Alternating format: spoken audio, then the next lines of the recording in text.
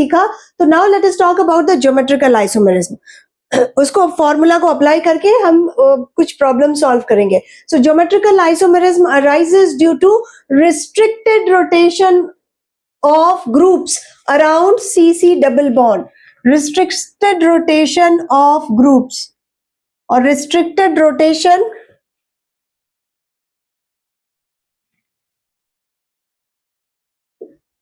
of groups around CC double bond, C double bond N या N double bond N या फिर ring like structures में भी होता है। अब ये रिस्ट्रिक्टेड रोटेशन का मतलब क्या होता है?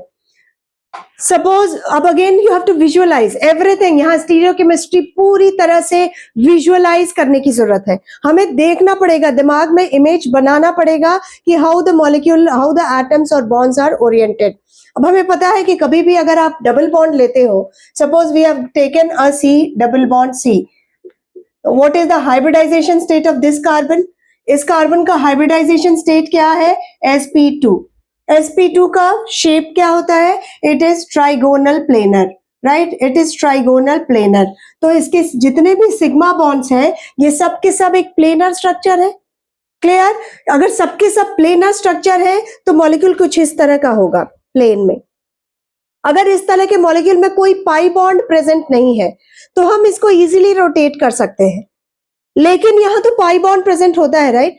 अगर पाई बॉन्ड प्रेजेंट जिस मॉलिक्यूल में नहीं होता उस कंपाउंड को हम इजीली रोटेट कर सकते हैं। I hope you are able to visualise this compound, there is only a single sigma bond. अगर होता तो हम इसको आराम से रोटेट कर सकते थे, राइट? एक कार्बन को पकड़ के दूसरे कार्बन को रोटेट कर सकते हैं।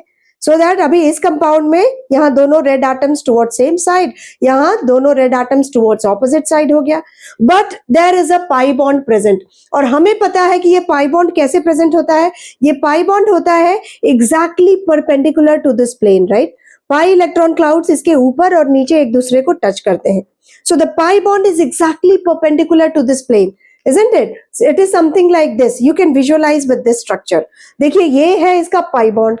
अब अगर ये pi bond, pi electron cloud means if this is a sigma bond, pi electron cloud कैसे होगा? इसके एक पाई इलेक्ट्रॉन क्लाउड इसके ऊपर होगा, एक पाई इलेक्ट्रॉन क्लाउड उसके नीचे होगा। तो मतलब ये कुछ इस तरह का होगा कंपाउंड। सपोज यहाँ इसके बीच में है सिग्मा बॉन्ड और ये पाई इलेक्ट्रॉन क्लाउड इसके ऊपर है और इस सिग्मा बॉन्ड के नीचे है। तो is it possible now? You just visualise, is it possible को आप एक कार्बन को पकड़ के दूसरे कार्बन को क्या आप रोटेट कर सकते हैं? नहीं कर सकते, राइट? अगर आप इसे रोटेट करेंगे तो ये पाई बॉन्ड टूट जाएगा, इस पाई बॉन्ड को तोड़ना पड़ेगा तब ये रोटेट होगा, isn't it? So in a CC double bond this kind of rotation is not possible. हम एक एटम को पकड़ के दूसरे एटम को रोटेट नहीं कर सकते। That is called restricted rotation. और ये restricted rotation किन किन चीजों में पॉसिबल है? ये restricted rotation, the required condition for geometrical isomerism is restricted rotation between two atoms. दो एटम्स के बीच में restricted rotation होना चाहिए। So there should be either a double bond between two carbon atoms, there should be a double bond between a carbon and nitrogen atoms, and there should be a double bond between two nitrogen atoms. अगर इस तरह का case है तो it can exhibit geometrical isomerism. Clear? Also ring like structures, ring वाले structures में भी rotation possible नहीं है, isn't it? अगर कोई भी रिंग लाइक स्ट्रक्चर है, suppose this is a ring like structure, तो यहां अगर हमने बना दिया सपोज CH3 H। अब इज इट पॉसिबल कि आप इस कंपाउंड को रोटेट कर दें, एक कार्बन को पकड़ के दूसरे कार्बन को रोटेट कर दें? नहीं कर सकते, right? Now this is a cyclic structure है, रिंग स्ट्रक्चर है, तो that is also, this is also a planar structure, isn't it? तो आप एक कार्बन को पकड़ के दूसरे कार्बन को रोटेट नहीं कर सकते। Suppose this is a planar structure, it is inside the plane. यहां हमने वेज पे बना दिया, ये वेज पे बना दिया, मतलब ये CH3 ग्रुप प्लेन के बाहर को निकला है। अगर हाइड्रोजन को हमने डैश पे बना दिया तो this hydrogen is projected away from the observer. अब आप अगर चाहेंगे कि एक कार्बन को पकड़ के इस दोनों ग्रुप का पोजीशन चेंज कर दे, मिथाइल पीछे चला जाए, हाइड्रोजन आगे को आ जाए, is it possible? Not possible, because this is a cyclic structure. Cyclic structure में भी रिस्ट्रिक्टेड रोटेशन होता है, तो उसमें भी ज्योमेट्रिकल आइसोमर्स पॉसिबल है. So there should be restricted rotation between two atoms. Clear? So either there should be a double bond or a ring-like structure between these atoms. I hope it is clear.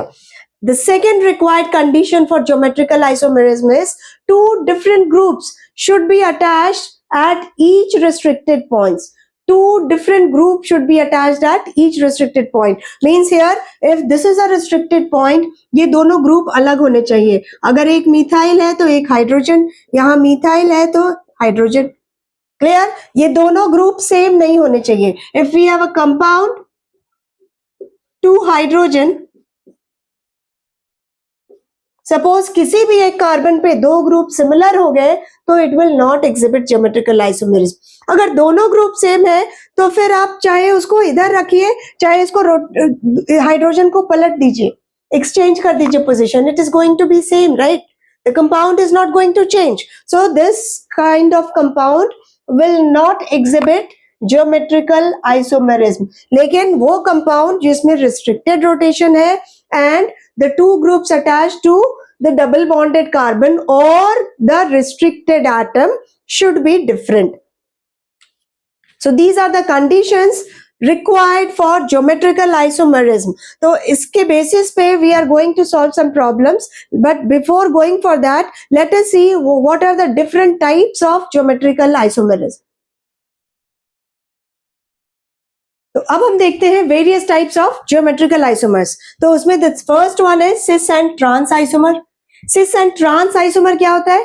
When you have a carbon carbon double bond and similar groups on the same side, या हम ये कह सकते हैं इस carbon पे दोनों group attached है, वो डिफरेंट होने चाहिए तभी ज्योमेट्रिकल आइसोमेरिज्म एग्जिबिट करेगा, राइट?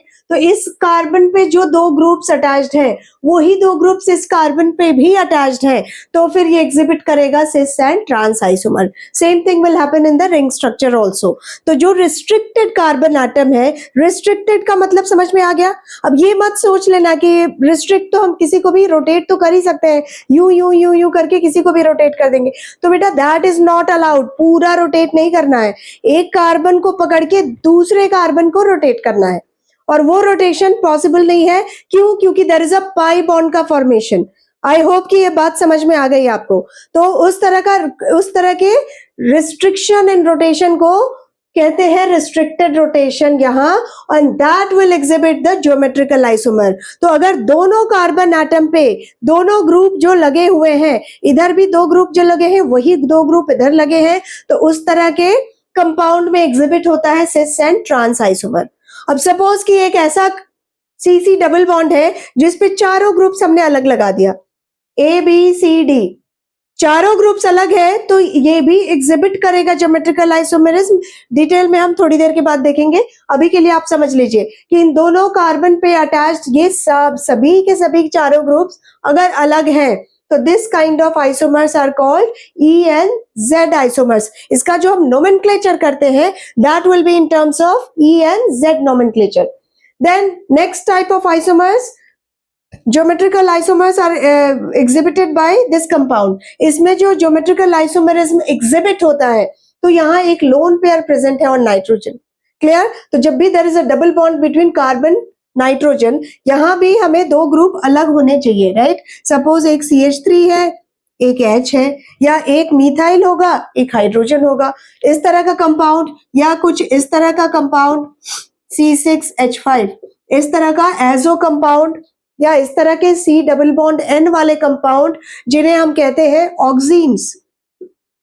इन्हें कहते हैं oximes. We will see that a little later. तो इसमें डरने की बिल्कुल जरूरत नहीं है अगर अभी समझ में नहीं आ रहा है तो. We are going to discuss everything in detail here. Okay, तो इस तरह के कंपाउंड्स एग्जिबिट करते हैं syn and anti isomers. Okay, they exhibits geometrical isomerism, और उन ज्योमेट्रिकल आइसोमेरिज्म का नोमेनक्लेचर कैसे करते हैं? That is named as syn and anti isomers. Clear? तो अभी फिलहाल हम डिस्कस करते हैं इन